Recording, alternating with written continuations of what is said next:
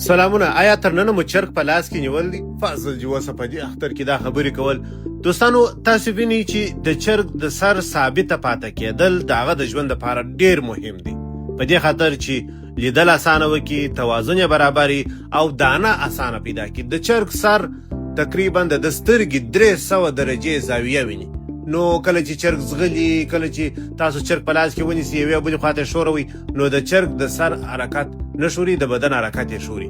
وجې ته وایي چیکن هیډ سټیبلایزر، یعنی د چرګ د سر سټیبلایزر، یعنی د ثابت پاته کېدلو په معنا دی. نو بیا ساینس پوهانو دا فکر وکړي چې تر اوسه دا د چرګ پر سر باندې یو کیمره کښېږدي چې دا څه رقم راځي، عکاسي څنګه کېږي، آیا چرګ زغلي و حساب کتاب.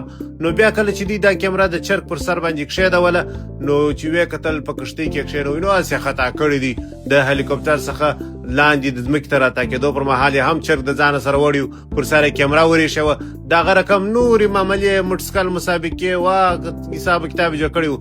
کیمره دومره صفا راتلله چې هېڅ د کیمرې خوځښت نه و، د هېڅ د کیمرې ښورېدل نه وه. نو دوی پوه شوله چې دا واقعا یو نوی سیسټم دی. راځئ چې د کیمرو په سیسټم کې دا سیسټم کار کو چې تر څو زموږ د کیمرو عکاسي ثابته پاتې شي. د ځغستا پر وخت، د مسابقو پر وخت که تاسو ووینئ هېڅ کیمره نه ښوري، نو بیا هم کیمرې ته دا ډول سټیبلایزر ورکړي. نو که چیرې موږ ووایو ودې ته انعکاسي سیسټم وایي، چې دا د الله تعالی د طبیعت یو ډیر هوښیار سیسټم دی چې په چرګانو کې ایښی دی. نو بیا ساینس پوهانو دا سیسټم راواخیستی، په کیمرو کې انسټال کړي او د کیمرو دپاره دا سیسټم ثابت جوړ کړي. نو کله چې موږ تاسې اوس دا کیمرې رانیسو، او دا سټیبلایزر کیمره ده، همدا چې هر څنګه ښوروئ. که چیرې تاسو S26 الټرا ته وګورئ، هرې خواته چې سره څرخوئ کیمره مستقیم عکاسي کوي. نو د ساینس پوهانو ودې کار ته پام سو او اخر یې جوړ کړه. موږ هغې ته چې راسې صاحب محترمه د موټر پر شا لیکلي دي، وایي د بدن غوښې مې شکوه، درنه خفه به نسم، د عزت خیال مې ساته، د پښتنو وطن دی. او ما احمدي د ډېرو خلکو یاري وکړه، هر سړی تر خپل مطلب وفادار دی. وایي بل ځل هم پسې لیکلي دي، وایي منزل د ټولو یو دی، دوه زړونه دي، بیا سفر جدا جدا، خدای مو خوار که. دغه مو ټکسیوان دي، دغه خبرې. نو چې اوس یې سړی په دا بوکه سره اچوي پسې بوک کې، او استغفر الله روژه مې را خرابه نه کړي، ما خو نو اوس هم بیا روژه نیولې ده.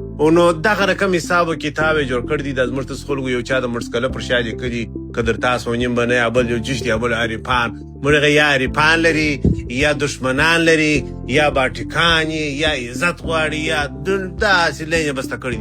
دنیا ته وګورئ، د چرګانو څخه اخیسته وکړه، د چرګ څخه، او دا سیسټم الله تعالی په چرګ کې د نن د چا ورته فکر و چې دا سټیبلایزر د چرګ په سر کې پروت دی، که د کیمرو په مابینځ کې پروت دی، د هېچا ورته فکر نه و. بس موږ هغې نو راوالې ده، بالا وروره موټر دی، وکندار دی، ټکسیوان مو دا چمونه کوي، ټکسي والا مو لوچک، موټرسایکلان والا مو لوچګان، بل پایې پورته کوه، بل ورته کوه، اختر ته یو رقم کالي وکړه. وایم وروره صاحب محترمه، بالا خو نو د ډرې لین یې جوړ کړی دي، موږ نو 15,000 کلن تاریخ لرو، امت مسلمه یو، دنیا ته مات وکړ. کښېنه قرار بړوه، د سیسټمونه زده که، دنیا ووینه، خلک ووینه، د ساینس پوهانو هغه سیسټمونه چې دی جوړوي د کوي، د هغوی په اړه معلومات وکړه چې دا سیسټم له کومه راغلی. چرګ د نن څخه 19 کاله مخکې دا خلکو ورته فکر سو چې د چرګ په سر کې سټیبلایزر پروت دی. نو بیا دا د 19 کاله بعد په کیمرو کې ور درته جوړ کړي، درته راوستي. نو بس الله مو راول.